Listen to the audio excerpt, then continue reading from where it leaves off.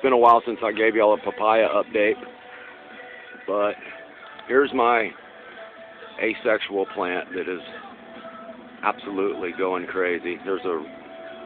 Wanted to leave it on the tree right there. I'm getting ready to pull it off and do that. But she's gotten big. Here's my roof.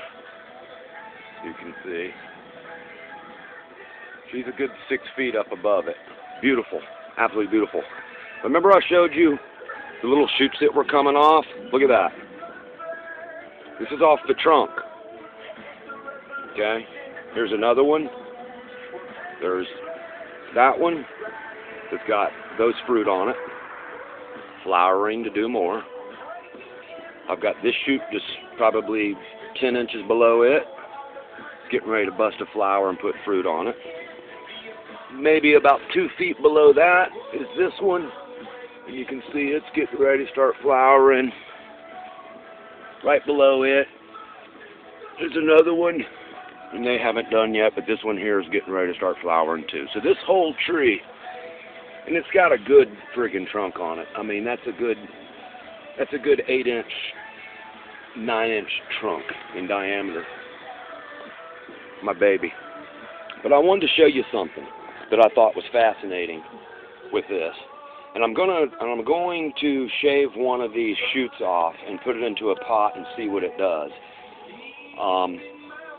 This one here is absolutely monstrous. I mean, that's an 1.5 inch stalk that's coming off of that. So they're getting so high up there, this papaya, that eventually I'm not going to be able to get to them, and they're going to go to waste, and I ain't climbing up on my roof or getting some damn extension ladder or something like that to do it. So what I'm probably going to do is right here at this knuckle, right here where this is coming off the tree, I'm going to whack it. I'm going to cut it off probably, I don't know, maybe a foot above it, and cut it off. And that'll keep the tree at that level, and it won't get any taller, and I'll be able to pick the fruit off of it without having to get on a ladder and all that stuff. And this, so I've read, and I've done some investigation on some things they do over in Australia and other places, that when it gets to a certain point, they whack it, and then it'll start shooting off, and next thing you know it, the whole thing is just basically a bush, a papaya bush. So we're going to try that on this tree. But I wanted to show you this. I took a papaya that fell off of the tree and cracked and rotted, and I just threw it down in my pot that I started all these other ones off in originally, and just threw it in there, and then eventually got it out because it was starting to attract flies and all that crap, so I got rid of it. Look what's popping up.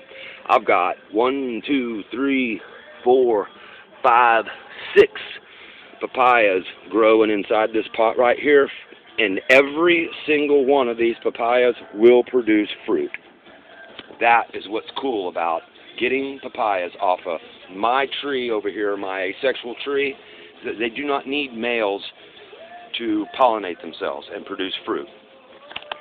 Here are my males that I have yet to get rid of. I just kind of like them right now because I was waiting to do something with those other ones over there. So what I'm going to end up doing is yanking these up because I don't need them anymore.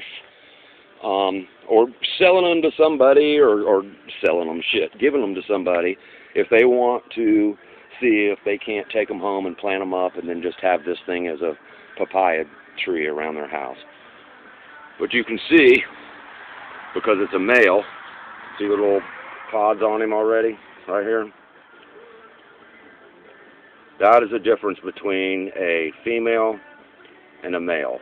When you see these little clusters coming up on your papaya, it's a male. Get rid of it. It ain't going to do nothing for you except for pollinate your plants.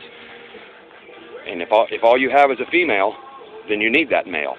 And that one male will pollinate 5 papayas, up to 5. I wouldn't try to stretch it and do whatever, but let me get over here and show you. Okay, when you see, here we go, here's a nice example. When you see that cylindrical bud pop up out of your plant,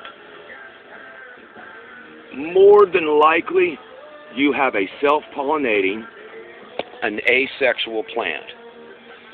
A female plant will have more of a pointed edge that comes out. When you have the cylinder, the conical bud that comes out, more than likely it's going to be a self-pollinator.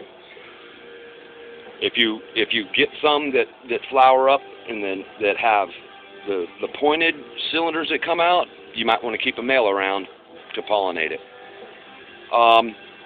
Tomorrow, if I got the time, I'm going to see if I can't shave one of these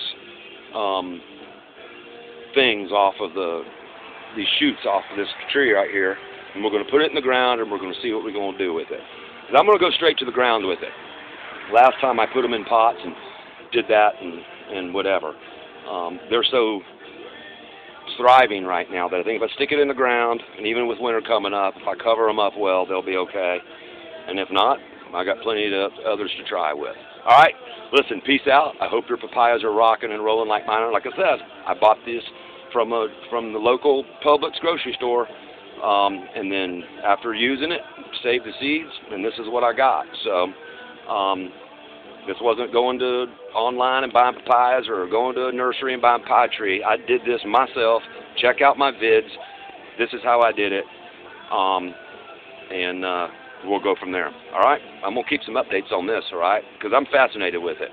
All right. Peace out.